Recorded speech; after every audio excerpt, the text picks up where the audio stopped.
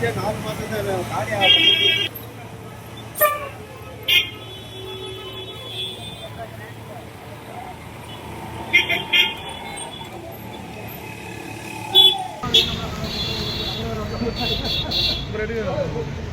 எதுக்கு சார் இந்த கேமரா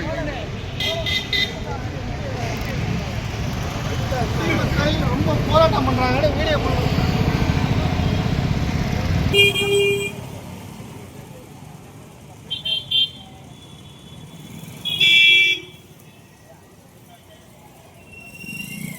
நிப்பாட்டுங்க, இல்லை குடிக்கிறத நிப்பாட்டுங்க, இல்லை டாஸ்மார்க்கை க்ளோஸ் பண்ணுங்க. டாஸ்மார்க்கை க்ளோஸ் பண்ணால் தான் அது குடியார விடுறது குழப்பம் கரெக்டாக நடக்கும். இல்லை அப்படின்னா நாளுக்கு நாள் மாதம் 30 ரூபா மோசமாக போயிடும். இப்போ என்ன சூழ்நிலை இருக்குது? அவங்க பிழைக்கிறது பிழைப்பு 200ரூவா 300ரூவா 500ரூவா சம்பாதிப்பாங்க. அது 200ரூவா 300ரூவா 500ரூவா 100ரூவா கூட வீட்டுக்கு கொடுக்க மாட்டேங்கிறாங்க.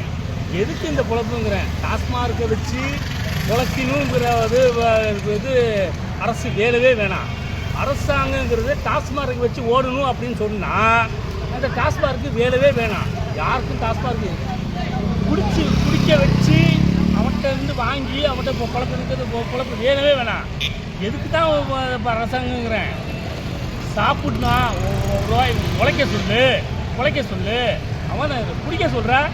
விடிய காத்தா இப்போ எத்தனை பேர் நிற்கிறாங்க பற்றியில், எவ்வளோ பேர் நிற்கிறாங்க குடிக்கிறதுக்கு. 200ரூவா 350 ரூபா பாட்டுக்கு 200ரூவா 250 ரூபா பிளாக்கில் 250 ரூபா.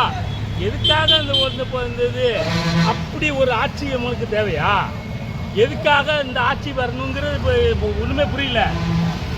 டாஸ்மார்க்கை ஒழிச்சாதான் தமிழகத்தில் என்றைக்குமே நிலையான ஆட்சி வரும் அப்படிங்கிற ஒரு கேரண்டியான ஒரு இது வேறு எதுவுமே கிடையாது.